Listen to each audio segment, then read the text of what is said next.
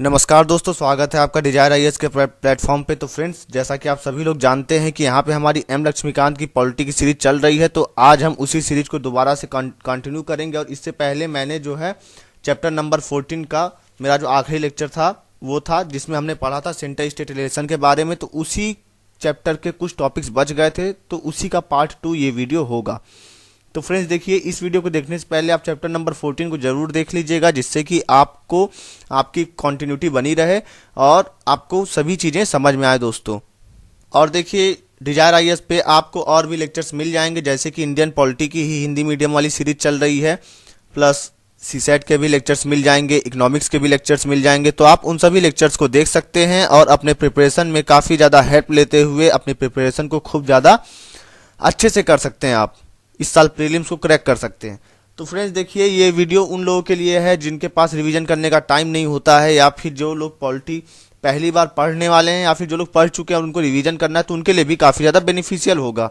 और इससे पहले मेरे काफ़ी लेक्चर्स आ चुके हैं, तो आप उनको भी देखिएगा। और मैं यही कहूँगा कि आप मेरे सभी लेक्चर्स को सीरियल वाइज देखिए, ऐसा ना करिए कि बीच बीच में से देखिए, जिससे कि आपको सभी चीज़ें समझ में आए। हमने जो है सेंटर स्टेट रिलेशन पढ़ रहे थे हम, तो हमने क्या क्या पढ़ा था, लेजिस्लेटिव रिलेशन, एग्जीक्यूटिव रिलेशन, ये दोनों ही टॉपिक हमने क्लियर करा दिए थे। अब जो अगला टॉपिक है वो है फाइनेंशियल रिलेशन, कि फाइनेंस मतलब क्या समझते हैं, पैसों से रिलेटेड, मनी।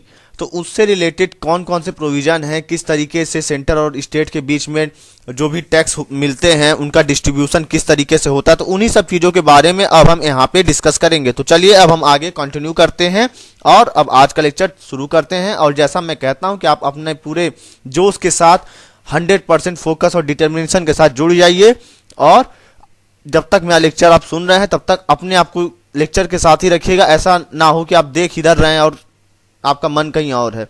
देखिए, इस लेक्चर में सबसे बड़ी बात यह है कि मैं एम लक्ष्मीकांत के हर एक टॉपिक को, हर एक लाइन को, हर एक वर्ड को डिस्कस करूंगा, जिससे कि आपके सभी के सभी कॉन्सेप्ट क्लियर हो जाएं और आपको किसी भी तरीके का डाउट ना रहे दोस्तों। क्या आप अपनी स्क्रीन पे देख पा रहे होंगे कि आज हम डिस्कस करेंगे फाइनेंस कमीशन के बारे में। इससे पहले की जो भी चीज़ें हैं इस चैप्टर में, सेंटर स्टेट रिलेशन वाले चैप्टर में, चैप्टर नंबर 14 में, तो उसको मैंने पहले ही डिस्कस कर दिया था। तो देखिए दोस्तों, आर्टिकल 280 हमारे कॉन्स्टिट्यूशन का जो अनुच्छेद 280 है या आर्टिकल 280 है, उसमें कहा गया है कि एक फाइनेंस कमीशन रहेगा। और ये फाइनेंस कमीशन को अपॉइंट कौन करता है, कौन बनाता है, ये बनाया जाता है एक प्रेसिडेंट के द्वारा। ठीक है दोस्तों, और इसमें कुछ मेंबर होते हैं और साथ ही एक चेयरमैन भी होते हैं। तो आप कमेंट सेक्शन में बताइएगा कि जो 14th फाइनेंस कमीशन था उसका ड्यूरेशन कब से कब तक है, और उसके चेयरमैन कौन है, और जो 15th फाइनेंस कमीशन है उसका ड्यूरेशन कब तक है, कब से कब तक है, और उसके चेयरमैन कौन है। तो देखिए, कौन अपॉइंट करता है, प्रेसिडेंट करता है, और ये एक तरीके का क्वाज़ी जुडिशियल बॉडी है। और देखिए यहाँ पे ये क्या करता है, फाइनेंस कमीशन क्या करता है, फाइनेंस कमीशन जो है प्रेसिडेंट को रिकमेंडेशन देता है, प्रेसिडेंट को सलाह देता है। अब कौन कौन सी बातों पे सलाह देता है, अब हम उसके बारे में डिस्कस करेंगे। तो देखिए, सबसे पहली बात ये बताता है ये कि जो टोटल टैक्स जो हमको जो मिला है, जो नेट प्रोसीड ऑफ टैक्सेस है, जो टोटल टैक्स हमको जो मिला है, उसको किस तरीके से सेंट्रल गवर्नमेंट और स्टेट गवर्नमेंट के बीच में डिस्ट्रीब्यूट होगा। ठीक है दोस्तों, तो सबसे पहली बात क्या बताता है कि किस तरीके से जो टोटल टैक्स है, जो टोटल गवर्नमेंट ने जो हम लोग जो टैक्स जो लिया, उसको किस तरीके से डिस्ट्रीब्यूशन होगा दोनों सेंट्रल गवर्नमेंट और स्टेट गवर्नमेंट के बीच में। या फिर मान लीजिए सेंट्रल गवर्नमेंट है, ठीक है, वो किसी स्टेट को जो ग्रांट देते हैं, ग्रांट जो है ना दोस्तों, टैक्स का डिस्ट्रीब्यूशन होता है उससे अलग होता है। ठीक है, वो एक तरीके से एक्स्ट्रा पैसे दिए जाते हैं किसी स्टेट को, उसके डेवलपमेंट के लिए, उसके विकास के लिए, उस स्टेट के। तो वैसे ग्रांट जो कहाँ से दे रहा है सेंट्रल गवर्नमेंट, जो केंद्र सरकार है हमारी, जो यूनियन गवर्नमेंट है, अगर वो कंसोलिडेटेड फंड ऑफ इंडिया से पैसों को दे रहा है, किसको ग्रांट, किसको दे रहा है, स्टेट गवर्नमेंट को, तो वो भी कितना ग्रांट दे सकता है, वो भी कौन डिसाइड करता है, कहाँ से आता है, वो सब प्रोविजन फाइनेंस कमीशन से ही आएगा। ठीक है, फाइनेंस कमीशन ही रिकमेंडेशन देगा। उसके बाद देखिए, जो कंसोलिडेटेड फंड ऑफ स्टेट है, जितने स्टेट हमारे यहाँ उनका भी फंड तो होगा, उनका भी कंसोलिडेटेड फंड होगा। तो वो जो है, देखिए फंडिंग जो तीन तरीके की होती है। ठीक है, कंसोलिडेटेड, एक होगा कंटिजेंसी। तो यहाँ पे आप ध्यान दीजिए, पहले जो स्टेट का जो कंसोलिडेटेड फंड है उसमें से पैसों का डिस्ट्रीब्यूशन किस तरीके से, जो पंचायत और म्युनिसिपालिटी है, स्टेट की बात कर रहा हूं मैं, ये बात ध्यान रखिएगा, उसका डिस्ट्रीब्यूशन वो लोग डिस्ट्रीब्यूशन कैसे करेंगे, वो कैसे होता है, वो स्टेट फाइनेंस कमीशन जो होता है उनके रिकमेंडेशन के ऊपर होता है। उसके बाद देखिए जो हमारा फाइनेंस कमीशन है वो और भी चीज़ों पे प्रेसिडेंट को रिकमेंडेशन दे सकता है, जहां पे हमारा राष्ट्रपति या प्रेसिडेंट अगर वो सलाह मांगता है फाइनेंस कमीशन की तो वो उस पर सलाह देता है। उसके बाद देखिए 1960 तक कमीशन और भी चीज़ों को सजेस्ट करता था। क्या सजेस्ट करता था? कि अमाउंट पे करना था, किसको पे करना था, किसको पैसे पे करने थे, वो स्टेट कौन कौन से स्टेट, आसाम, बिहार, उड़ीसा और वेस्ट बंगाल। और क्यों देना रहता था इनको? क्योंकि जो है जो एक्सपोर्ट ड्यूटी जो लगता था ना जूट पे, जो एक्सपोर्ट ड्यूटी लगा के या जूट के प्रोडक्ट पे जो केंद्र सरकार जो पैसे जो कमाती थी उसमें से कुछ शेयर किनको देना पड़ता था? आसाम, बिहार, उड़ीसा और वेस्ट बंगाल। ऐसा इसलिए क्योंकि जूट का प्रोडक्शन इन्हीं स्टेट्स में होता है और यहाँ के जो किसान है जो जूट का प्रोडक्शन जो कर रहे हैं उनके वेलफेयर के लिए ये स्टेट सब कदम उठाएं, उसके लिए दिया जाता था। चलिए अब हम आगे बढ़ते हैं। तो आप देख सकते हैं जो फाइनेंस कमीशन है वो किस तरीके का वो है, ये जो है बैलेंस करता है फिस्कल फेडरलिज्म को। ठीक है, बैलेंसिंग व्हील है। मतलब ये क्या करता है, ये जो पैसों का डिस्ट्रीब्यूशन वो सब देखता है ना कि कहीं भी जो है कोई भी किसी के साथ अन्याय ना हो। ठीक है, चाहे सेंट्रल गवर्नमेंट चाहे स्टेट गवर्नमेंट के साथ। तो वही जो ये क्या है, बैलेंसिंग व्हील है हमारे फिस्कल फेडरलिज्म का। और देखिए इसका जो रोल है ना सेंटर स्टेट रिलेशन के दौरान, क्या वो अंडरमाइंड हो गया था, कम हो गया। कब कम हो गया? जब जो है आपका प्लानिंग कमीशन आ गया। ठीक है, लेकिन आज के डेट में प्लानिंग कमीशन की जगह क्या है, वो है अब नीति आयोग है। ठीक है, तो ये प्लानिंग कमीशन या नीति आयोग क्या है? एक नॉन कॉन्स्टिट्यूशनल, इसके बारे में हमारे कॉन्स्टिट्यूशन में कहीं भी नहीं लिखा है प्लानिंग कमीशन के बारे में। और नॉन स्टेचुटरी, मतलब इसको हमने कोई एक्ट बना के इस बॉडी को नहीं बनाया है, प्लानिंग कमीशन या नीति आयोग को। चलिए आप बताइएगा प्लानिंग कमीशन की जगह नीति आयोग को हमने कब लाया था, किस ईयर में? आप ये कमेंट सेक्शन बताइएगा। उसके बाद देखिए और कौन सी चीजें हैं, protection of states interest. Financial federalism में जो सेंटर स्टेट का जो रिलेशन है उसमें ये देखेंगे कि जो सेंट्रल गवर्नमेंट है वो स्टेट का जो ताकत है उसको, स्टेट का जो पावर है फाइनेंस रिलेटेड, पैसों से रिलेटेड, उसको कम मत कर दे। ऐसा ना करे कि स्टेट के पास अपनी गवर्नमेंट, जो भी स्टेट गवर्नमेंट है, जो भी राज्य की जो सरकार है, उनके पास पैसे ही ना रहे कि वो अपने सरकार को चला सकें। तो उसके लिए भी कुछ प्रोविजंस हमारे कॉन्स्टिट्यूशन में दिए गए हैं जिससे कि उनका भी प्रोटेक्शन हो सके। अब वो कौन कौन से, अब हम उनके बारे में डिस्कस करेंगे। देखिए फ्रेंड्स, कुछ बिल हैं, ठीक है, उन बिल को अगर हमको पार्लियामेंट में इंट्रोड्यूस करना है, पार्लियामेंट में लाना है या पार्लियामेंट में उस बिल को पास कराना है, तो हमको पहले प्रेसिडेंट के रिकमेंडेशन लेनी पड़ेगी, प्रेसिडेंट से पूछना पड़ेगा। वो कौन कौन से बिल हैं अब हम उनके बारे में डिस्कस करेंगे। तो देखिए जो सबसे पहली बात ये आती है कि वो बिल जो क्या करें, जो टैक्स या ड्यूटी जो लगती है ना स्टेट पे, या जो जिसमें स्टेट का इंटरेस्ट है, जिसमें स्टेट का इंटरेस्ट है, उन टैक्स को, उन ड्यूटी को अगर चेंज कर रही है हमारी सेंट्रल गवर्नमेंट, तो उस बिल को लाने से पहले प्रेसिडेंट के रिकमेंडेशन की आवश्यकता पड़ेगी, प्रेसिडेंट के रिकमेंडेशन की जरूरत पड़ेगी। उसके बाद देखिए वो बिल जो कि जो एग्रीकल्चरल इनकम था, देखिए आपको पता होगा एग्रीकल्चर पे जो इनकम टैक्स जो लेती है वो कौन लेती है, वो स्टेट गवर्नमेंट लेती है, सेंट्रल गवर्नमेंट इस पे इनकम टैक्स नहीं लेती है, ये बात याद रखिएगा। तो अगर इसको चेंज कर रही है हमारी सेंट्रल गवर्नमेंट, इसके मीनिंग को चेंज कर रही है, तब भी जो है उस बिल को भी पार्लियामेंट में लाने से पहले प्रेसिडेंट से पूछना पड़ेगा। उसके बाद देखिए वैसे बिल जो क्या करें, जो मनी, जो टोटल पैसे जो होते हैं, जो रुपए जो होते हैं, उनका डिस्ट्रीब्यूशन जो होता है ना स्टेट्स के बीच में, सेंट्रल गवर्नमेंट आपको पता होगा सबको डिस्ट्रीब्यूट करती है। अगर उसके सिद्धांत को चेंज कर रही है, उसके प्रिंसिपल को चेंज कर रही है, तो उस बिल को भी इंट्रोड्यूस करने से पहले प्रेसिडेंट का रिकमेंडेशन लेना पड़ेगा। या फिर मान लीजिए ऐसा बिल है जो कि क्या करे, सेंट्रल गवर्नमेंट सरचार्ज लगाए। अब सरचार्ज क्या होता है? सरचार्ज होता है टैक्स ऑन टैक्स, टैक्स के ऊपर टैक्स जब लगता है तो उसी को बोलते हैं सरचार्ज। तो इस तरीके के बिल को भी पहले प्रेसिडेंट के रिकमेंडेशन की जरूरत पड़ेगी, तभी उसको पार्लियामेंट में हम पास कर सकते हैं। अब देखिए एक एक्सप्रेशन है यहाँ पे, टैक्स और duty in which states are interested. अब इसका मतलब क्या होता है? इसका मतलब ये है कि ऐसे टैक्स या ऐसे ड्यूटी जिसका जो पूरा या उसका कुछ भाग वो किसको मिलता है, वो स्टेट को मिलता है। ठीक है, वैसे टैक्स की बात की जा रही है।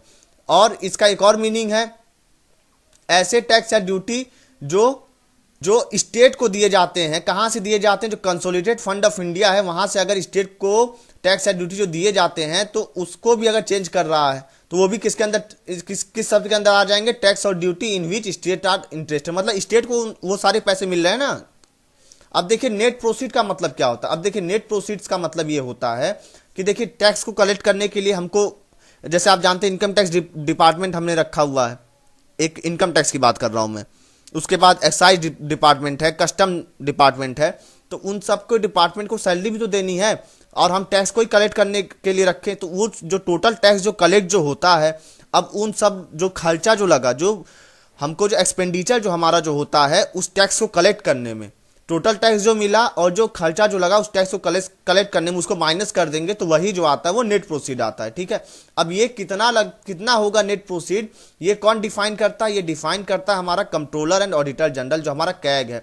आप कमेंट सेक्शन में बताइएगा कि कैग किस आर्टिकल के हमारे कॉन्स्टिट्यूशन के किस आर्टिकल में इसके बारे में दिया गया है। आप कमेंट सेक्शन में जरूर बताइएगा, क्योंकि मैंने इसको आपको अपने पिछले लेक्चर में इसके बारे में बताया था। और इसका जो भी सर्टिफिकेट होगा ना कैग का, जो इसने कह दिया वही फाइनल होगा। अब देखिए बात करेंगे borrowing by the centre and states. Sorry, देखिए सेंट्रल गवर्नमेंट हो चाहे स्टेट गवर्नमेंट हो, ठीक है, दोनों को ही मान लीजिए कभी ऐसा होता है कि उस गवर्नमेंट को जैसे वो नए नए प्रोजेक्ट चलाती है, सेंट्रल गवर्नमेंट और स्टेट गवर्नमेंट, नया पुल बनाना है, रोड बनाना है, तो मान लीजिए जितना उसके पास टैक्स आया, जितना उसने कलेक्ट किया टैक्स, जितना उसके पास टोटल मनी है, उससे ज़्यादा खर्चा अगर उसको लग रहा है उस पुल या उस रोड के प्रोजेक्ट को बनाने में, तो वो क्या करेगी? वो बोरोइंग, वो उधार लेगी मार्केट से। अब इसके बारे में दिया गया है कि क्या क्या पावर है, सेंट्रल गवर्नमेंट के पास कितनी पावर है बोरोइंग करने की, मतलब उधार लेने की, और स्टेट गवर्नमेंट के पास कितनी पावर है उधार लेने की। तो अब हम उसी के बारे में डिस्कस करेंगे। देखिए जो सबसे पहली बात की कही गई, ये कहा गया है कि जो सेंट्रल गवर्नमेंट है वो इंडिया के अंदर, इंडिया के किसी बैंक से उधार ले सकती है, या फिर जो बाहर के बैंक है, जो जैसे हमारा कहें तो वर्ल्ड बैंक है, वहां से भी उधार ले सकती है। और सिक्योरिटी के तौर पे क्या रखेगी? आपको ही पता होगा, सिक्योरिटी रखना पड़ता है ना लोन लेने से पहले। तो जो हमारी सेंट्रल गवर्नमेंट है गारंटी के तौर पर किसको क्या रखती है? जो कंसोलिडेटेड फंड ऑफ इंडिया में जो पैसे रहते हैं ना, उसको गारंटी के तौर पर रखती है। ठीक है, अब देखिए एक और बात, जो सेंट्रल गवर्नमेंट है वो कितने रुपए बोरो कर सकती है, इसका भी लिमिट लगाया जाता है। और इस पे लिमिट कौन लगाता है कि इससे ज्यादा बोरोइंग नहीं करेगी सेंट्रल गवर्नमेंट? वो लगाती है पार्लियामेंट, लेकिन आज तक ऐसा कोई लॉ बनाया नहीं गया पार्लियामेंट के द्वारा। ठीक है, अब देखिए अब हम आगे बढ़ते हैं। इसी तरीके से सेंट्रल गवर्नमेंट उधारी लेती है, उसी तरीके से स्टेट गवर्नमेंट भी बोरो कर सकती है रुपए, उधार ले सकती है रुपए, लेकिन ये सिर्फ और सिर्फ इंडिया के अंदर ही उधार लेगी, इंडिया के बाहर उधार नहीं ले सकती है। ये हमारी सेंट्रल गवर्नमेंट थी वो अब्रॉड, मतलब बाहर से भी उधार ले सकती थी ना, आपने देखा था।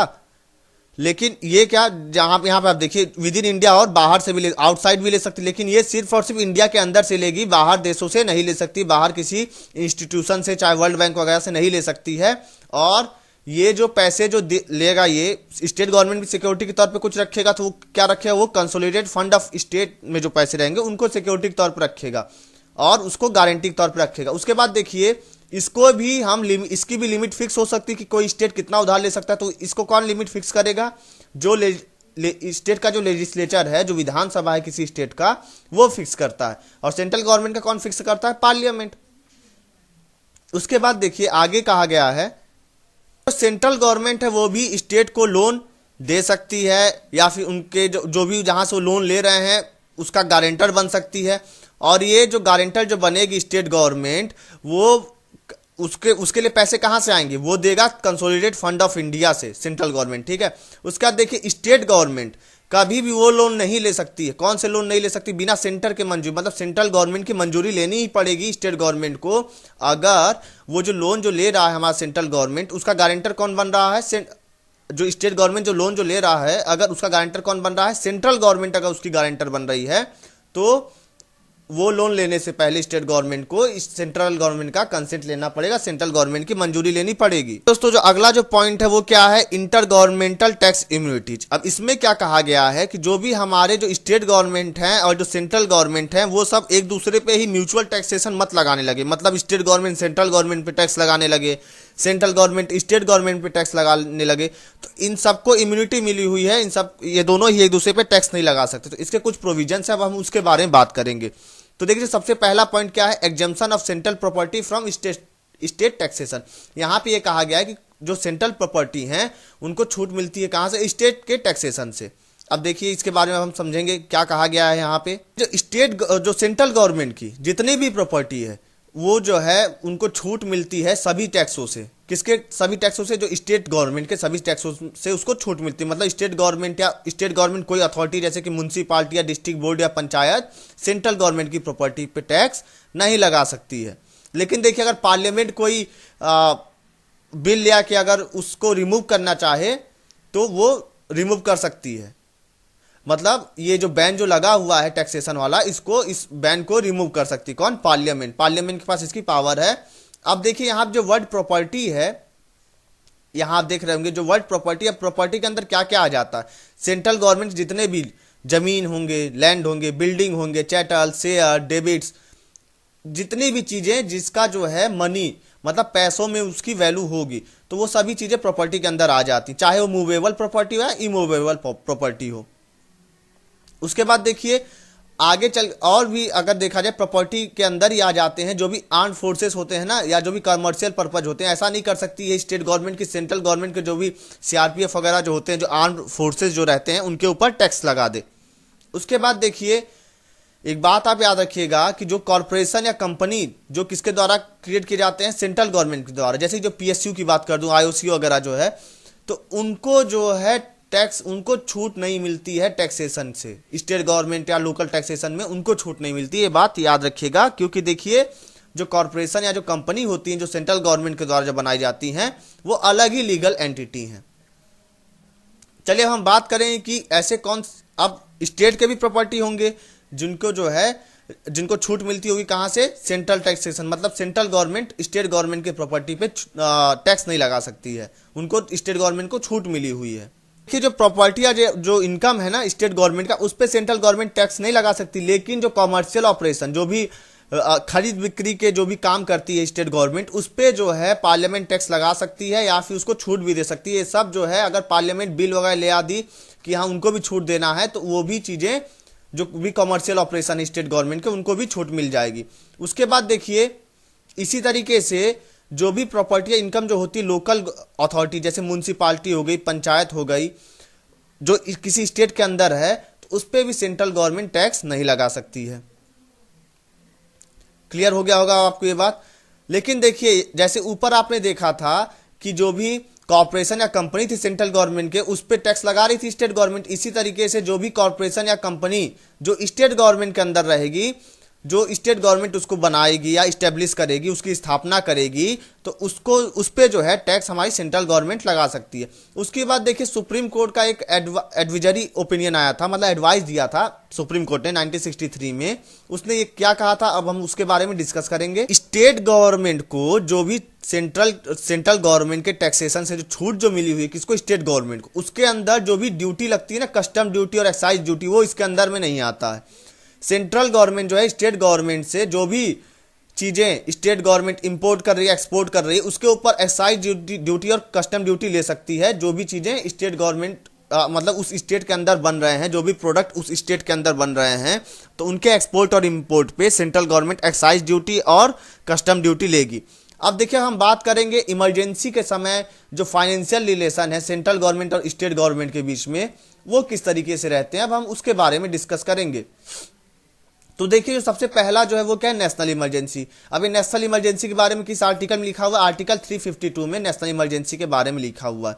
तो देखिए जब भी हमारे देश में नेशनल इमरजेंसी लग जाए तो उस समय क्या होगा? तो प्रेसिडेंट जो है, प्रेसिडेंट मॉडिफाई करता है। कौन मॉडिफाई करेगा? प्रेसिडेंट मॉडिफाई करेगा। जो भी रिवेन्यू, जो भी पैसे हैं, उनका डिस्ट्रीब्यूशन किस तरीके से होगा? सेंट्रल गवर्नमेंट और स्टेट गवर्नमेंट के बीच में। उसके बाद देखिए प्रेसिडेंट के पास इतनी पावर आ जाती है कि वो कोई भी फाइनेंशियल रिलेटेड, चाहे टैक्स की शेयरिंग हो या ग्रांट हो, जो कि सेंट्रल गवर्नमेंट के द्वारा किसको दी जा रही हो? स्टेट को। मतलब सेंट्रल गवर्नमेंट दे रही है किसको? स्टेट गवर्नमेंट को। तो उनको प्रेसिडेंट चाहे तो कम कर सकता है, या उस पूरे जो फाइनेंस का जो ट्रांसफर, जो पैसों का ट्रांसफर हो रहा है, उसको खत्म भी कर सकता है। अब देखिए ये जो मॉडिफिकेशन है, जो पावर जो आ जा रही प्रेसिडेंट के पास इतनी ज्यादा, वो कब तक रहेगी? वो जिस साल में हमारा इमरजेंसी हमारे देश में खत्म होगा, उसके फाइनेंशियल ईयर के एंड तक उसके पास, प्रेसिडेंट के पास ये पावर रहेगी। अब देखिए अब जब फाइनेंशियल इमरजेंसी लगेगी देश में, तब क्या रिलेशन रहेगा सेंट्रल गवर्नमेंट और स्टेट गवर्नमेंट के बीच में? तो देखिए आर्टिकल 360 के द्वारा हमारे देश में फाइनेंशियल इमरजेंसी लगती है। आप यहाँ पे देख रहे होंगे। तो देखिए यहाँ पे क्या होगा, तो स्टेट जो सेंट्रल गवर्नमेंट है ना, वो क्या कर सकती है, जो भी स्टेट गवर्नमेंट के अंदर में जो लोग काम कर रहे हैं उनके जो सैलरी हैं या जो अलाउंसेस हैं, यहाँ तक कि जो हाई कोर्ट के जो जज हैं वो भी स्टेट गवर्नमेंट के अंदर में काम करते हैं, आपको पता होगा। तो वो सभी लोगों के सैलरी या अलाउंस जो है उन लोगों के, उसमें कमी लाने के लिए डायरेक्शन दे सकती है सेंट्रल गवर्नमेंट स्टेट को, या निर्देश दे सकती है। और जो भी मनी बिल या जो भी फाइनेंशियल बिल स्टेट गवर्नमेंट पास करेगी, उसको जो है हम क्या, गवर्नर क्या कर सकता है, गवर्नर रिजर्व कर सकता है कंसिडरेशन ऑफ प्रेसिडेंट के लिए, और उसको प्रेसिडेंट के पास भेज देगा कि कहीं ये फालतू खर्च तो नहीं ना है।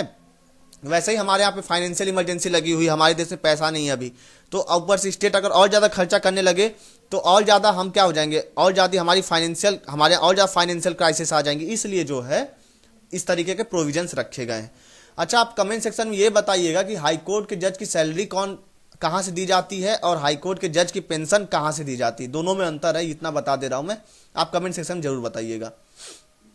चलिए हम बात करेंगे ट्रेंड क्या रहा सेंटर स्टेट रिलेशन से। मतलब जब से हमारे यहाँ जब से संविधान लागू हुआ, हमारा कॉन्स्टिट्यूशन लागू हुआ, तब से जो सेंट्रल गवर्नमेंट और जो स्टेट गवर्नमेंट है उन दोनों के बीच में जो रिलेशन रहा वो किस तरीके से रहा।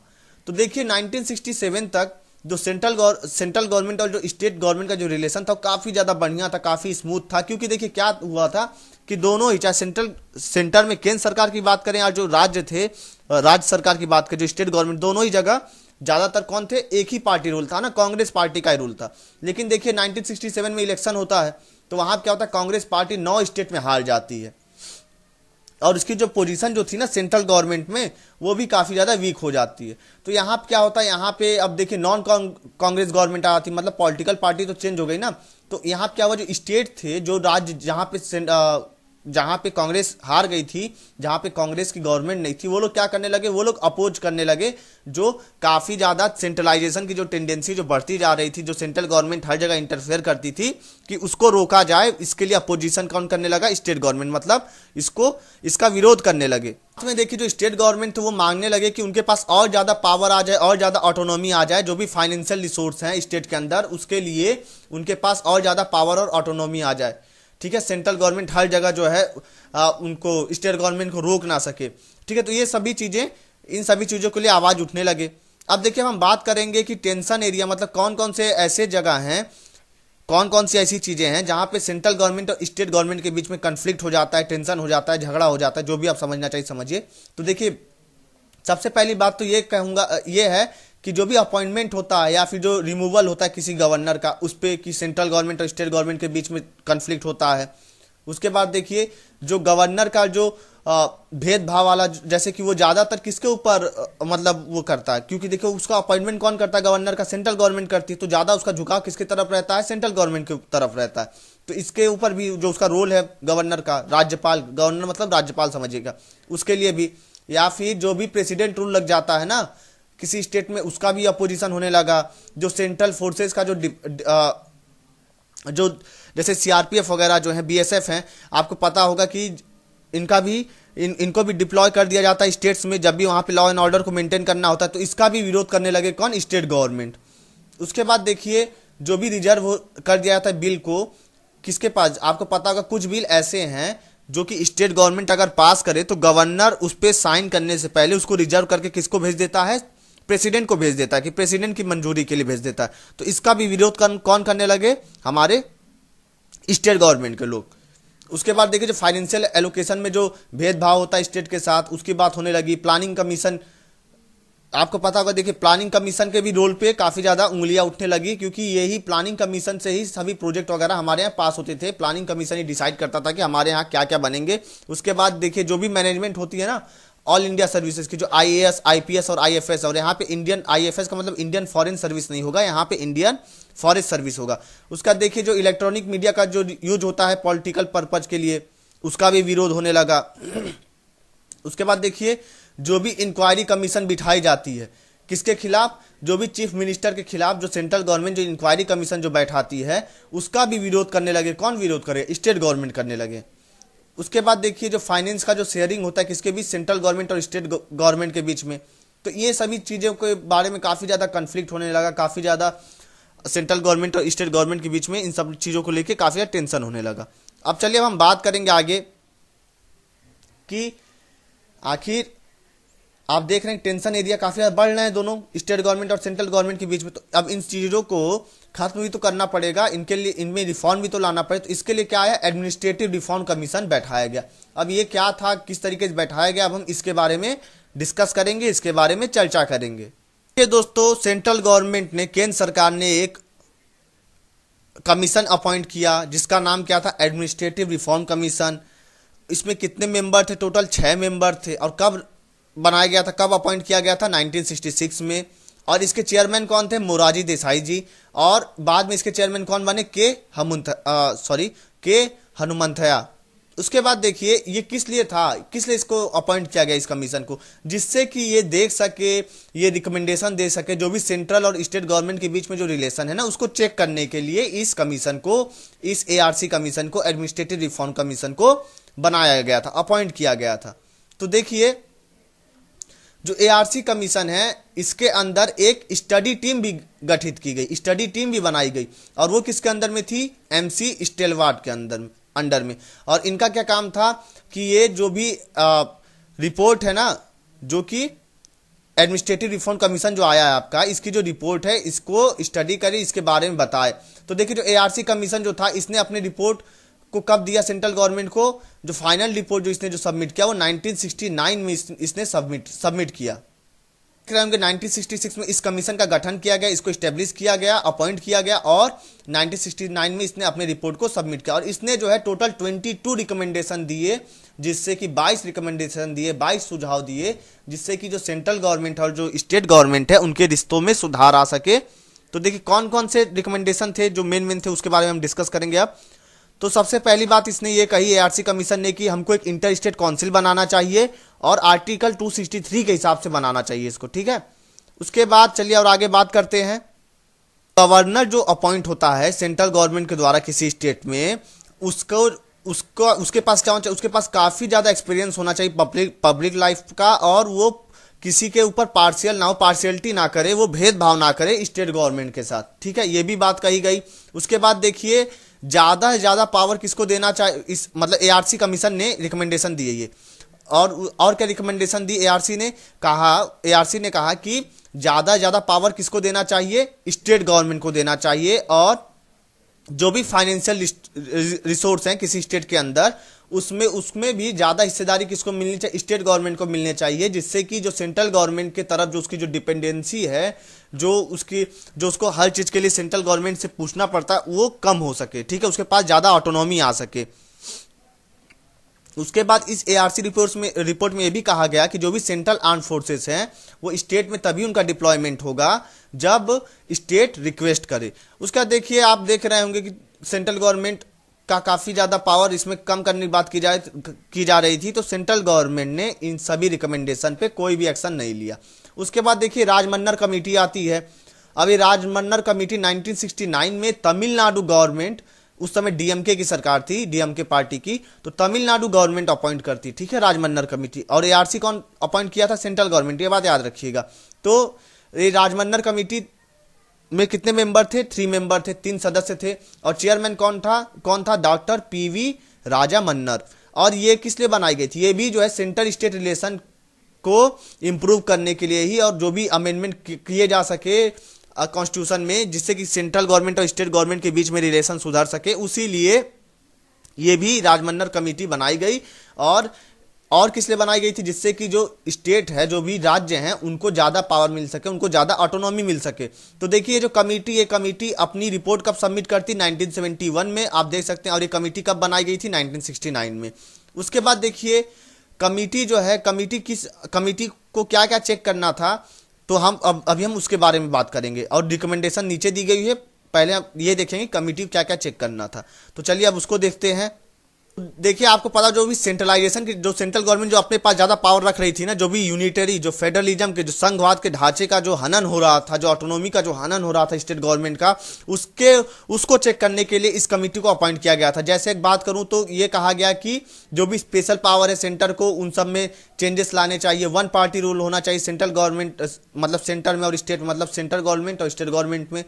उसके बाद देखिए जो भी डिपेंडेंसी है ना स्टेट गवर्नमेंट की सेंट्रल गवर्नमेंट की तरफ, वो भी कम होना चाहिए।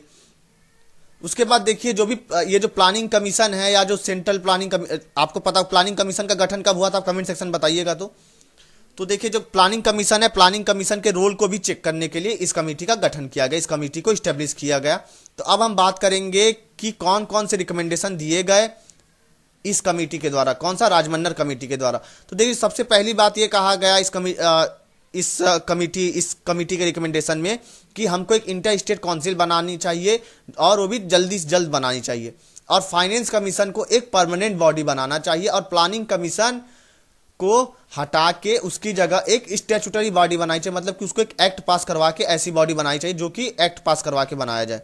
आपको पता होगा प्लानिंग कमीशन ना ही स्टैट्यूटरी बॉडी था, ना ही कॉन्स्टिट्यूशनल बॉडी। स्टैट्यूटरी बॉडी वो बॉडी होते हैं जिनको हम पार्लियामेंट में कोई बिल ले आके पास करा के, जब उस तरीके की बॉडी को जब बनाते हैं, उस तरीके के विभाग को जब बनाते हैं, तो उसको बोलते हैं स्टैट्यूटरी बॉडी। ठीक है, अब देखिए आर्टिकल 356, मतलब आर्टिकल 356, 357 और 365 जो कि किसके लिए थे, प्रेसिडेंट रूल के लिए थे। जो भी राज्य में जो प्रेसिडेंट रूल जो लग जाते थे, उसको पूरी तरीके से हमको हटा देना है।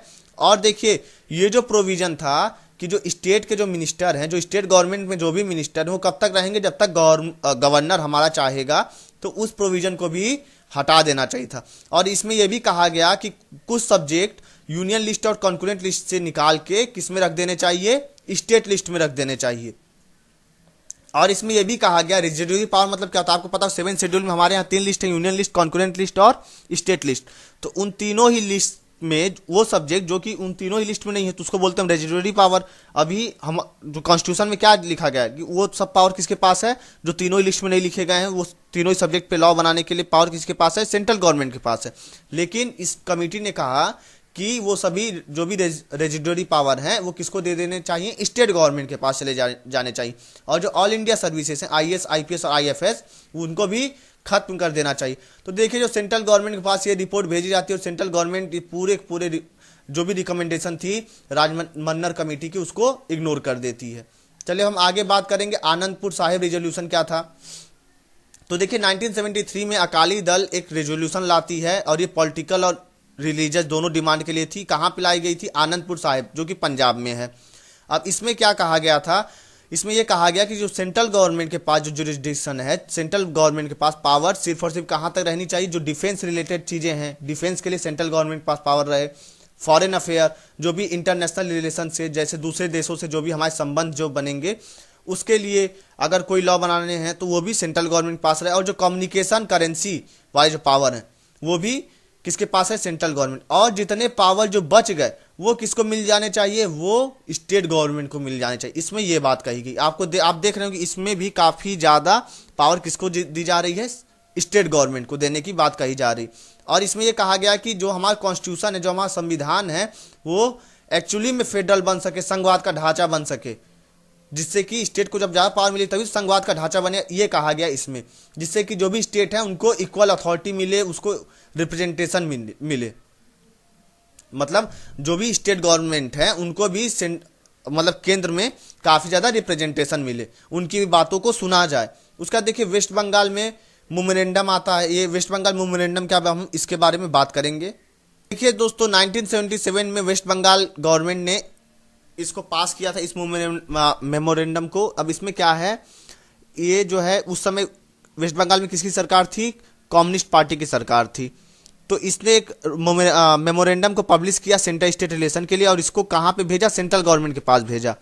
तो देखिए क्या क्या था मेमोरेंडम में, कौन कौन से सजेशन दिया गया था, कौन कौन से सुझाव दिया गया था। सबसे पहले बात किया, ये कहा गया कि जो यूनियन वर्ड है, आपको ही पता होगा हमारे कॉन्स्टिट्यूशन का जो आर्टिकल 1 है, उसमें क्या कहा गया है, जो हमारा देश है वो क्या है, यूनियन ऑफ स्टेट है। तो इसमें यह कहा गया, मतलब इस मेमोरेंडम में ये सजेशन दिया गया कि जो यूनियन वर्ड है इसको हटा के फेडरल कर देना चाहिए, फेडरल ऑफ स्टेट होना चाहिए यूनियन की जगह। ठीक है, पहली बात तो ये कही गई। उसके बाद देखिए ये भी बात कही गई इसमें कि सेंट्रल गवर्नमेंट को के पास सिर्फ और सिर्फ कौन कौन से पावर होने चाहिए, डिफेंस से रिलेटेड, फॉरेन अफेयर से रिलेटेड, करेंसी, कम्युनिकेशन और इकोनॉमिक कोऑर्डिनेशन। बाकी जो भी पावर है वो किसके पास चली जानी चाहिए, वो किसको मिलनी चाहिए, वो स्टेट गवर्नमेंट को मिल जाए। उसके बाद देखिए जो आर्टिकल 356, 357, 356, 357 जो कि प्रेसिडेंट रूल के लिए है, और जो आर्टिकल 360 जो कि फाइनेंशियल इमरजेंसी के लिए है, इन तीनों ही आर्टिकल को हटा देने चाहिए हमारे कॉन्स्टिट्यूशन से। उसके बाद देखिए जो भी आपको पता होगा सेंट्रल गवर्नमेंट है वो बिल्कुल ऑर्डिनरी बिल पास करके किसी भी स्टेट के नाम को चेंज कर सकती है, किसी भी कोई नया स्टेट बना सकती है, किसी भी स्टेट के बाउंड्री को चेंज कर सकती है। कौन चेंज करेगा, पार्लियामेंट, हमारी सेंट्रल गवर्नमेंट चेंज करती है। लेकिन इसमें यह कहा गया कि जो स्टेट गवर्नमेंट है जहां से वो नया स्टेट बनेगा, या मान लीजिए जिस स्टेट का नाम चेंज हो रहा है उसकी भी मंजूरी लेनी पड़ेगी, ये बात कही गई इसमें। उसके बाद देखिए जो भी टोटल रिवेन्यू स्टेट के द्वारा, मतलब जो भी टोटल रिवेन्यू, जो भी टोटल पैसे कमाए जा रहे हैं सेंट्रल गवर्नमेंट के द्वारा, कहां से, उस स्टेट के अंदर में, तो उसका 75% स्टेट गवर्नमेंट को मिलना चाहिए। अब देखिए मैं बताता हूं, अगर एग्जांपल के तौर पे मान लीजिए उत्तर प्रदेश है। अब उत्तर प्रदेश से जो सेंट्रल गवर्नमेंट है वो कमाती है 100 रुपए, वो कमाती है 100 रुपए। नरेंद्र मोदी जी की गवर्नमेंट है अभी सेंटर में, समझिएगा बात को। तो जो सेंट्रल गवर्नमेंट हो कमाती 100 रुपए, तो उसमें से जो 75 रुपए हैं वो किसको मिल जाने चाहिए, वो उत्तर प्रदेश सरकार को, जो योगी जी की जो गवर्नमेंट है, जो योगी जी की जो सरकार है। क्लियर है फ्रेंड, यहाँ पे ये बात कही गई। उसके बाद देखिए ये कहा गया कि जो राज्यसभा है और जो लोकसभा है उन दोनों का पावर बराबर होना चाहिए, इक्वल होना चाहिए। और जो हमारे जो ऑल इंडिया सर्विसेज है, जो आईएएस, आईपीएस और आईएफएस, उनको भी खत्म कर देना चाहिए, और सिर्फ और सिर्फ सेंट्रल सर्विस और स्टेट सर्विस ही रहना चाहिए। तो देखिए सेंट्रल गवर्नमेंट ने, आपको पता है इसमें सेंट्रल गवर्नमेंट की ताकत को खत्म किया जाए तो सेंट्रल गवर्नमेंट मानेगी, कभी नहीं मानेगी। सेंट्रल गवर्नमेंट ने इसमें से एक भी डिमांड को एक्सेप्ट नहीं किया। उसके बाद देखिए सरकारिया कमीशन आता है, ये काफी ज्यादा इंपॉर्टेंट है। अब आप इसको काफी ध्यान से समझिएगा दोस्तों। देखिए 1983 में इसको कौन अपॉइंट करता है, सेंट्रल गवर्नमेंट अपॉइंट करता है। ठीक है, कौन अपॉइंट, अभी तक आपने देखा यहाँ पे जो थे ये सब कौन थे, स्टेट के रिकमेंडेशन थे। लेकिन अब हम जिसके बारे में पढ़ेंगे वो कौन अपॉइंट किया है, सेंट्रल गवर्नमेंट ने एक कमेटी को अपॉइंट किया, कमीशन को अपॉइंट किया कम 1983 में। और एक 3 मेंबर कमीशन, मतलब इसके टोटल मेंबर कितने, टोटल सदस्य कितने थे, 3 लोग थे। और चेयरमैन कौन था, आरएस सरकरिया, और एक रिटायर्ड जज थे सुप्रीम कोर्ट के, आरएस सरकरिया। ये जो है इस कमीशन के चेयरमैन थे, इन्हीं के नाम पे इस कमीशन का नाम रखा गया। और ये किस लिए बनाया गया था कि ये भी चेक करे सेंट्रल स्टेट रिलेशन को चेक करे, जिससे सेंट्रल गवर्नमेंट और स्टेट गवर्नमेंट की जो रिलेशन है उनके बीच में सुधार आ सके। तो देखिए जो ये जो कमीशन था इसको अपना रिपोर्ट इसने कब सबमिट किया, 1987 में। लेकिन जब ये अपॉइंट जब हुआ था 83 में, 1983 में, तो इसको सिर्फ और सिर्फ एक ही साल के अंदर अपने पूरे काम को करके इसको अपना रिपोर्ट सबमिट करना था। लेकिन इसको 4 बार बढ़ाया गया, इसके जो भी टर्म थे, जो समय जो था, इसके 4 बार बढ़ाया गया, 4 टाइम बढ़ाया गया। और इसने अपने रिपोर्ट को अक्टूबर 1987 में सबमिट किया, और ऑफिशियली इसका जो रिलीज किया गया सेंट्रल गवर्नमेंट के द्वारा, इसकी समरी इस रिपोर्ट की, वो 1988 में जनवरी 1988 में रिलीज किया गया। अब देखिए इसमें क्या कहा गया, कमीशन में ये कहा गया कि हमको स्ट्रक्चरल चेंज ना करके, हमको जो कॉन्स्टिट्यूशन है ना, जो हमारे जो कॉन्स्टिट्यूशन में जो दिए गए हैं उसी को इम्प्लीमेंट करते हुए, उन्हीं चीजों को इम्प्लीमेंट करते हुए सेंट्रल गवर्नमेंट और स्टेट गवर्नमेंट के बीच में रिलेशन को सुधारना चाहिए। इस जो हमारे कॉन्स्टिट्यूशन का जो रिलेशन है, सॉरी स्ट्रक्चर जो, उसको चेंज नहीं करना चाहिए। तो देखिए इसमें क्या कहा गया है, हम उन सभी चीजों के बारे में पढ़ेंगे, समझेंगे और देखेंगे। इस कमीशन ने ये कहा कि जो फेडरलिज्म है ना हमारे यहाँ, वो जो है कोऑपरेटिव एक्शन है, मतलब कि दोनों सेंट्रल गवर्नमेंट और स्टेट गवर्नमेंट को एक दूसरे का साथ देना पड़ेगा। ऐसा नहीं कि कोई एक जो है अब पूरी ऑटोनॉमी अपने पास रख ले। और देखिए इसने जो है जो डिमांड थी ना कि जो पावर है सेंट्रल गवर्नमेंट की उसको कम किया जाए, तो उस डिमांड को भी इसने रिजेक्ट कर दिया। और इसने ये कहा कि सेंट्रल जो है, स्ट्रॉन्ग सेंटर जरूरी है हमारे लिए, मतलब सेंट्रल गवर्नमेंट के पास थोड़ी पावर ज़्यादा जरूरी इसलिए है, स्ट्रॉन्ग सेंटर इसलिए जरूरी है जिससे कि हमारे देश में, हमारे देश की एकता बनी रहे, हमारे देश की अखंडता बनी रहे, इंटीग्रिटी बनी रहे, नेशनल यूनिटी बनी रहे। ठीक है, इसलिए इसने जो स्ट्रॉन्ग सेंटर को जो खत्म करने की जो बात जो कही जा रही थी, जो पावर जो खत्म करने की बात कही जा रही थी सेंट्रल गवर्नमेंट की, उसको इसने रिजेक्ट कर दिया। सॉरी। उसके बाद देखिए, जो स्ट्रॉन्ग सेंटर और जो सेंट्रलाइजेशन ऑफ पावर, मतलब ज्यादातर पावर सेंट्रल, ये दोनों में ही इसने कहा कि ये दोनों ही चीजें अलग अलग हैं। और अगर ज्यादा किसी चीज का, अगर हम ज्यादा सेंट्रलाइजेशन कर दे, ज्यादा चीजें सेंट्रल गवर्नमेंट के अंडर में ला देंगे, तो क्या हो जाएगा, ब्लड प्रेशर बढ़ जाएगा, किसका, सेंट्रल गवर्नमेंट का। चलिए हम आगे बात करते हैं। जो कमीशन है, कमीशन ने टोटल 247 रिकमेंडेशन दिए, ठीक है, जिससे कि सेंट्रल गवर्नमेंट और स्टेट गवर्नमेंट के बीच के रिलेशन सुधर जाएं। तो सबसे पहली बात इसने ये कही कि एक इंटर स्टेट काउंसिल बनानी चाहिए, जिसको क्या कहा जाएगा, इंटर गवर्नमेंटल काउंसिल, ठीक है दोस्तों। और ये परमानेंट रहेगा। और किस आर्टिकल द्वारा बनेगा, आर्टिकल 263 के द्वारा।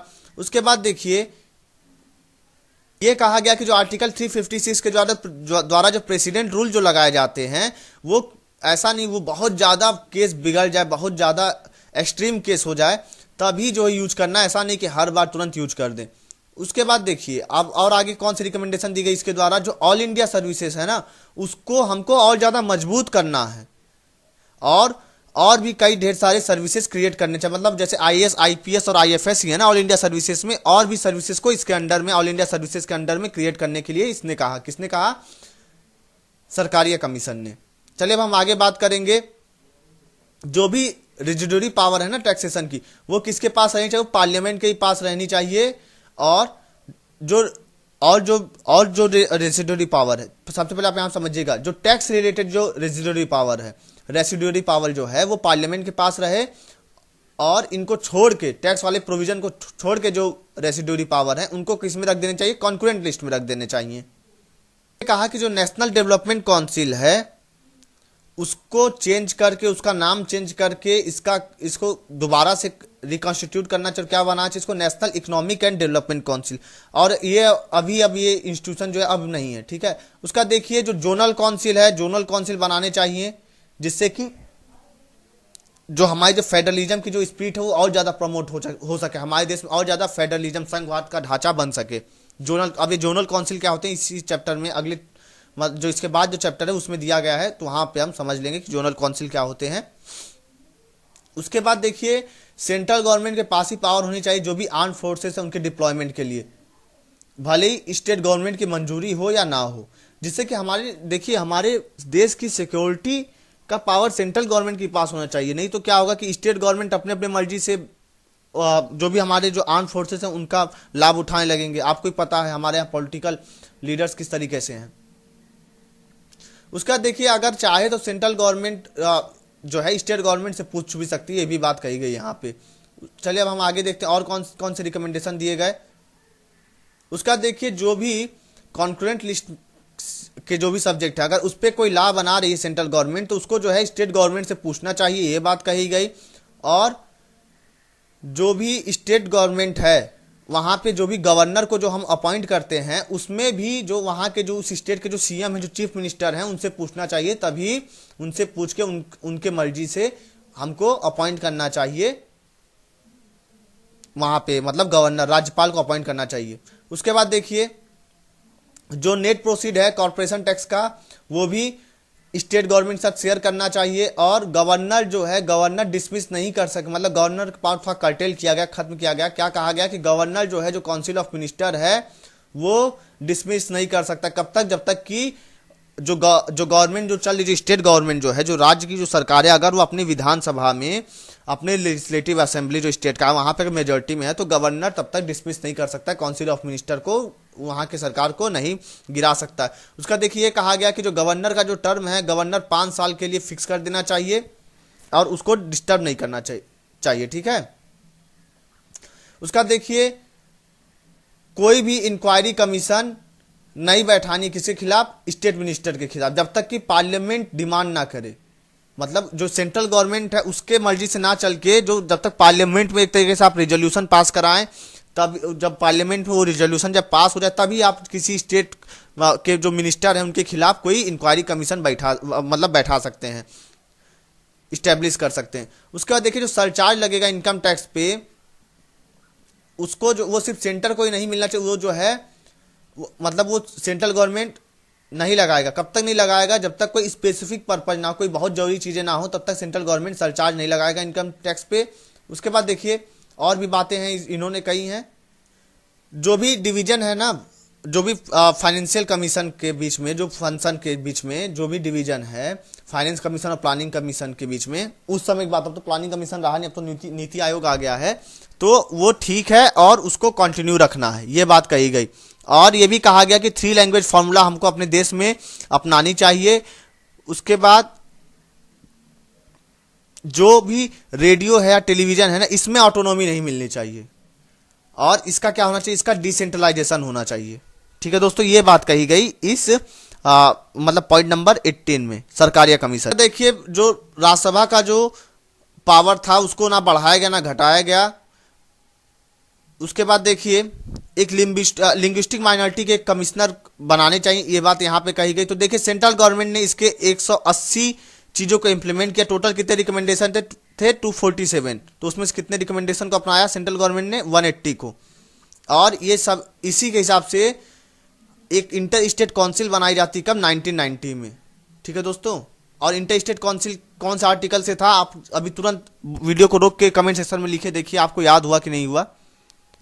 चलिए एक हिंट दे देता हूं मैं, 2 से शुरू है। ठीक है, अब उसके बाद देखिए अब एक और कमीशन आती है, पुंछी कमीशन। अब इसके बारे में भी अब हम डिस्कस करेंगे। देखिए दोस्तों, ये दूसरा कमीशन था जो कि सेंट्रल गवर्नमेंट और स्टेट गवर्नमेंट के बीच में रिलेशन को चेक करने वाला था। और इसको कब बनाया गया? अप्रैल 2007 में। और किसने बनाया? गवर्नमेंट ऑफ इंडिया, मतलब सेंट्रल गवर्नमेंट ने अपॉइंट किया इस कमीशन को। किसको? पुंछी कमीशन को। और इसके चेयरमैन कौन थे? मदन मोहन पुंछी, जो कि फॉर्मर चीफ जस्टिस थे इंडिया के, मतलब जो सुप्रीम कोर्ट है उसके चीफ जस्टिस थे ये। तो देखिए ऐसा क्यों बनाया गया पुंछी कमीशन को? देखिए इससे पिछला जो कमीशन था वो क्या था? सरकारिया कमीशन। तो लगभग 20 साल हो गए थे ना, 2 डिकेड हो गए थे, तो 20 साल हो गए थे। तो उसी को चेक करने के लिए कि हाँ सभी चीजें अच्छे से इंप्लीमेंट हो रही कि नहीं हो रही हैं, तो उन्हीं सब चीजों को चेक करने के लिए इस कमीशन को गठित किया गया। तो देखिए कमीशन को कौन कौन सी चीजों को देखते हुए चलना था, अब उन सब चीजों के बारे में डिस्कस किया गया है। तो सबसे पहले हम उनको समझेंगे, फिर क्या क्या रिकमेंडेशन दी गई, फिर उनको आगे देखेंगे। पहली बात ये कहा गया कि जो भी अभी जो चल रहा है, तो कब का? 2007 में इसका अपॉइंटमेंट हुआ ना, उस समय की बात की जा रही। तो उस समय जो भी यूनियन गवर्नमेंट और स्टेट गवर्नमेंट के बीच में जो रिलेशन है उसको एग्जामिन करना था, किस तरीके से चल रहा है। जो रोल है गवर्नर का उसको चेक करना था, जो इमरजेंसी का प्रोविजन उसको चेक करना था, फाइनेंशियल रिलेशन को, इकोनॉमिक एंड सोशल प्लानिंग को, पंचायती राज इंस्टीट्यूशन को किस तरीके से हम और बढ़िया तरीके से उनको ऑटोनॉमी दे सकते हैं, इन सब चीज़ों के बारे में बात की गई। उसका देखिए जो भी इंटर स्टेट रिवर डिस्प्यूट है ना, रिवर वाटर डिस्प्यूट रहता है, उन सभी चीज़ों को देखते हुए इसको अपनी रिकमेंडेशन दी। अब देखिए जो दूसरा पॉइंट है उसमें क्या कहा गया है, इसमें यह कहा गया कि कमीशन को जो अभी के जो अरेंजमेंट है यूनियन गवर्नमेंट और स्टेट गवर्नमेंट के बीच में, कि किस तरीके से चेंजेस ला सकते हैं, किस तरीके से हम डेवलपमेंट कर सकते हैं, सोशल और इकोनॉमिक डेवलपमेंट अपने सिटीजन्स का किस तरीके से कर सकते हैं। हमको जो है जल्द से जल्द पॉवर्टी और इलिटरेसी मतलब साक्षरता को अपने यहाँ बढ़ाना है, उसके बाद गरीबी को खत्म करना, इन सब चीज़ों को भी देखते हुए आपको इन सभी चीज़ों को आपको एग्जामिन करना, इन सभी चीज़ों को आपको चेक करना है।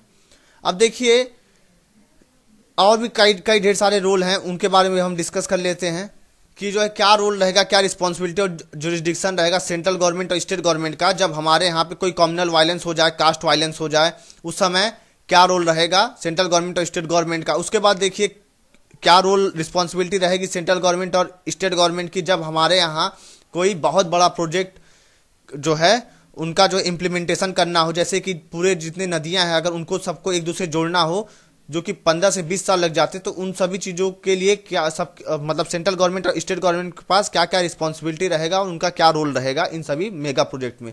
उसके बाद देखिए जो पंचायती राज इंस्टीट्यूशन है, जो लोकल बॉडीज हैं या जो भी ऑटोनोमस बॉडी हैं, जो कि जो छठा शेड्यूल है हमारे कॉन्स्टिट्यूशन का, उसमें जो रखे गए हैं, तो उन सभी चीज़ों को इम्प्लीमेंट करने के लिए, पंचायती राज इंस्टीट्यूशन को बढ़ावा देने के लिए, उनको ज़्यादा ऑटोनॉमी देने के लिए, उनको प्रमोट करने के लिए क्या रोल रहेगा सेंट्रल गवर्नमेंट और स्टेट गवर्नमेंट की, रिस्पॉन्सिबिलिटी क्या क्या रहेंगी, इन सभी चीज़ों को एग्जामिन करना था।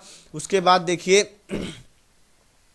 जो भी इंडिपेंडेंट प्लानिंग की बात की जा रही थी डिस्ट्रिक्ट लेवल पे, मतलब डिस्ट्रिक्ट खुद अपना जो है बजट डिसाइड करता और अपनी प्लानिंग करता किस तरीके से वो डिस्ट्रिक्ट जो जिला जो है बढ़े, उसका विकास हो, तो उसको के बारे में डिस्कशन करना था। तो मतलब उसमें क्या रोल रहेगा सेंट्रल गवर्नमेंट और स्टेट गवर्नमेंट के बीच में, और भी मतलब ओवरऑल हमारी सोसाइटी के लिए जो भी चीज़ें ज़रूरी थी उन सभी चीज़ों को इसको देखना था। हमारी सोसाइटी के डेवलपमेंट के लिए जो भी सेंटर स्टेट रिलेशन के में सुधार के जो भी चीज़ें जरूरी थी उन सभी चीज़ों को देखना था। किसको? सरकार या कमीशन को। तो देखिए दोस्तों, टोटल ये रिपोर्ट कितने पेजों की थी? 1456 मतलब 1456 पेज में ये रिपोर्ट बनी। और इस रिपोर्ट को सबमिट कब किया इन्होंने, इस कमीशन ने? अप्रैल 2002 में। तो देखिए इसके कौन कौन से रिकमेंडेशन थे, अब हम उनके बारे में डिस्कशन करेंगे, तब हम उनको देखेंगे। तो देखिए टोटल कितने रिकमेंडेशन दिए इस कमीशन ने? 310 मतलब 310 रिकमेंडेशन से भी ज़्यादा रिकमेंडेशन दी थी, जिससे कि सेंट्रल गवर्नमेंट और स्टेट गवर्नमेंट के बीच के जो रिलेशन है वो सुधर सके। तो हम देखेंगे कौन कौन से रिकमेंडेशन थे, इंपॉर्टेंट रिकमेंडेशन थे, उन्हीं के बारे में यहाँ पर डिस्कस करेंगे। बाकी देखिए 310 अगर डिस्कस करने बैठेंगे तो हो सकता है पूरी लक्ष्मीकांत भी कम पड़ जाए, इतने रिकमेंडेशन ही डिस्कस हो जाएंगे यहाँ पे। तो दोस्तों जो सबसे इंपॉर्टेंट रिकमेंडेशन ये थी कि जब भी लिस्ट थी, जो हमारी जो कॉन्क्रेंट लिस्ट है, उस पर अगर कोई हमारी पार्लियामेंट अगर उसके लिए अगर कोई लॉ अगर बना रही है तो जो भी हमारे जो सेंट्रल गवर्नमेंट है उसको स्टेट गवर्नमेंट के सामने उसको इंट्रोड्यूस करना चाहिए, उनसे भी पूछना चाहिए, उनकी भी सहमति लेनी चाहिए, ये बात कही गई। उसके बाद देखिए ये भी बात कही गई कि जो गवर्नर जो है, जो गवर्नर जो हम जो चुनते हैं वो किस तरीके से होने चाहिए? वो जो है एक इमिनेंट पर्सन होने चाहिए, ठीक है, उनको भी कुछ एक्सपीरियंस हो उस चीज़ के बारे में, वो डिस्क्रिमिनेशन ना करें। वो क्या होने चाहिए? वो स्टेट के अंदर के नहीं होने चाहिए। वो क्या होने चाहिए? वो पर्सन जो, जैसे हम किसी भी स्टेट के गवर्नर को अगर हम अपॉइंट करते हैं तो वो कहाँ से होने चाहिए? वो उस स्टेट के नहीं होने चाहिए, वो उस स्टेट के बाहर के होने चाहिए, ठीक है दोस्तों। और जो भी लोकल पॉलिटिक्स है उस स्टेट की, जहाँ पे किसी पर्सन को हम गवर्नर राज्यपाल अपॉइंट कर रहे हैं, जो सेंट्रल गवर्नमेंट अपॉइंटमेंट करती है उनकी नियुक्ति करती है गवर्नर की, तो वो जो वहाँ की जो उस स्टेट की जो लोकल पॉलिटिक्स है ना, वहाँ से वो रिलेटेड नहीं रहने चाहिए, ये बात कही गई, ठीक है दोस्तों। और ये कहा गया कि जो गवर्नर के जो टर्म है वो 5 साल के लिए फिक्स कर देना चाहिए, और इनका रिमूवल मतलब इनका रिमूवल ऐसा नहीं कि जब भी सेंट्रल गवर्नमेंट चाहे तब इनको क्या करे, रिमूव कर दे। और ये कहा गया कि गवर्नर को भी हटाने के लिए जिस तरीके से प्रेसिडेंट को इम्पीच किया जाता है उसी तरीके से गवर्नर को भी इम्पीचमेंट का प्रोसीजर लाया जाए, कि गवर्नर को भी आसानी से हटाया ना जा सके। अब ये प्रेसिडेंट का इम्पीचमेंट कैसे होता है ये मैं आपको आगे डिस्कस कर दूंगा, जब प्रेसिडेंट वाला चैप्टर जब पढ़ाऊंगा मैं। दोस्तों जो आर्टिकल 356 है, जहां से प्रेसिडेंट रूल लगता है, वहां पे ये कहा गया कि जब भी हम प्रेसिडेंट रूल लगाएंगे तब उसमें जो है अगर कॉन्स्टिट्यूशनल मशीनरी जो है स्टेट से अगर फेल हो जाती है तभी जो है हम प्रेसिडेंट रूल लगाएंगे। और कौन से गाइडलाइन, जो भी गाइडलाइन दी गई थी सुप्रीम कोर्ट के द्वारा, कब? SR Bommai versus union of India case हुआ था 1994 में, उसमें जो गाइडलाइन दी गई थी उसी के हिसाब से हम प्रेसिडेंट रूल को लगाएंगे। कौन? हम मतलब कौन? सेंट्रल गवर्नमेंट उसी के हिसाब से मतलब प्रेसिडेंट रूल को लगाएगी। उसके बाद देखिए जोनल काउंसिल की बात की गई। जोनल काउंसिल जो है साल में कम से कम 2 बार मिलेगी, ये बात कही गई। देखिए दोस्तों जो भी मेन चीज़ें थी इसमें सरकारी कमीशन के रिकमेंडेशन के लिए, पुंची कमीशन के जो भी रिकमेंडेशन थे मेन वो सभी चीज़ों को मैंने डिस्कस कर दिया है। और देखिए इतना डीप में नहीं पूछा जाएगा आपसे भी। उसके बाद देखिए अब हम बात कर लेते हैं, तो इसने क्या किया, इसने अपनी रिपोर्ट को सबमिट किया, ठीक है, सर्कुलेट किया, जितने भी स्टेक होल्डर, जो भी स्टेट गवर्नमेंट थे, जो भी यूनियन टेरिटरी थे, यूनियन मिनिस्टर थे, डिपार्टमेंट थे, उन सभी को क्या किया, उसके पास इसने अपनी रिपोर्ट को भेजा। और यहीं पे आपका चैप्टर नंबर 14 खत्म होता है। अब ये जो है ये आर्टिकल्स हैं, आप इन आर्टिकल्स को एक बार जरूर पढ़ लीजिएगा, जिससे कि आपको कुछ चीज़ें याद रह जाएं। हाँ, मैं ये कहूँगा कि आप रटने की जगह आप ये कर सकते हैं कि आप सभी चीज़ों को, जैसे आज आर्टिकल, इस सभी आर्टिकल पढ़ लीजिए, उसका 2 दिन बाद फिर से एक बार ऐसी बस बैठ के देख लीजिएगा, तो आप बिना रटे ही, अगर आप प्रेशर कुकर तो है नहीं कि हाँ एक ही दिन बैठ के पूरा उसी में भर के बन जाएगा, तो इस तरीके से नहीं होता है दोस्तों। अगर आप डेली रिवीजन करें तब आपको ये सभी आर्टिकल्स याद हो जाएंगे। और सभी आर्टिकल्स इंपॉर्टेंट नहीं है, जैसे कि फाइनेंस कमीशन है, ये किस आर्टिकल में आता है, 280 में। ये सब आर्टिकल्स, कुछ आर्टिकल्स इंपॉर्टेंट हैं जिनका यूज हम करेंगे, और ज़्यादातर आर्टिकल्स जो इंपॉर्टेंट है उनका डिस्कशन बार बार होता जाएगा, तो आप जो है आपको खुद ही वो सब चीज़ें याद होती जाएंगी। तो फ्रेंड्स ये बात हो गई हमारी चैप्टर नंबर 14 जो कि था सेंटर स्टेट रिलेशन से रिलेटेड। अब जो अगला चैप्टर रहेगा वो रहेगा चैप्टर 15, और वो रहेगा इंटर स्टेट रिलेशन के बारे में। तो दोस्तों अगर आपको ये वीडियो पसंद आई हो तो प्लीज़ लाइक करिएगा, और वीडियो को शेयर भी करिएगा, क्योंकि अगर आपकी हेल्प हुई होगी तो और भी लोगों की हेल्प ज़रूर होगी यहाँ पे। और भी जो भी हमारे दोस्त हैं, भाई हैं, बहन हैं, जो भी लोग प्रिपरेशन कर रहे हैं और वो लोग कोचिंग को अफोर्ड नहीं कर सकते, कोचिंग की फ़ीस नहीं दे सकते इतनी ज़्यादा, तो उनके लिए काफ़ी ज़्यादा मदद हो जाएगी। तो इसलिए कहता हूँ, अगर आप इस वीडियो को देख रहे हैं, अगर आपको ये वीडियो पसंद आई हो, तो आप इसको जो भी सोशल नेटवर्किंग साइट वगैरह जो आप चलाते हैं, तो आप उनको बता सकते हैं, अपने दोस्तों को बता सकते हैं। अब देखिए, अगर आपने इस लक्ष्मीकांत बुक को पढ़ा है तो कोई बात नहीं, अगर आपने नहीं भी पढ़ा है तभी आपको हर एक चीज़ें समझ में आई होंगी। अगर आपको रिवीजन करना है तभी ये वीडियो तब भी जो है ये वीडियो काफ़ी ज़्यादा आपके लिए बेनिफिशियल है। और डिजायर आईएएस के चैनल को आप सब्सक्राइब कर लीजिए, जिससे कि अब जो आगे के जो लेक्चर्स आएंगे मेरे, उनको भी आप अच्छे से देख सकें, आपको नोटिफिकेशन मिल जाए। और लगे रहिए, अपने जुट जाइए, प्रीलिम्स का एग्ज़ाम जल्द से जल्द होने वाला है, 2 जून को होगा। समय जो है, समय तो बीतते जा रहा है, ठीक है, आपका हर एक सेकंड काफ़ी ज़्यादा इंपॉर्टेंट है। तो मैं यही कहूँगा कि जुटे रहिए और फोकस और डिटर्मिनेशन के साथ लगे रहिए। अब अगर आप खुद नहीं हार मानेंगे दोस्तों, तो आपकी हार नहीं होगी, क्योंकि देखिए, अगर आप गिर भी जाते हैं तो अगर आपके पास हिम्मत है उठने की, तो आप ज़रूर एक दिन जीत जाएंगे। तो friends, thanks for watching my video and God bless you all.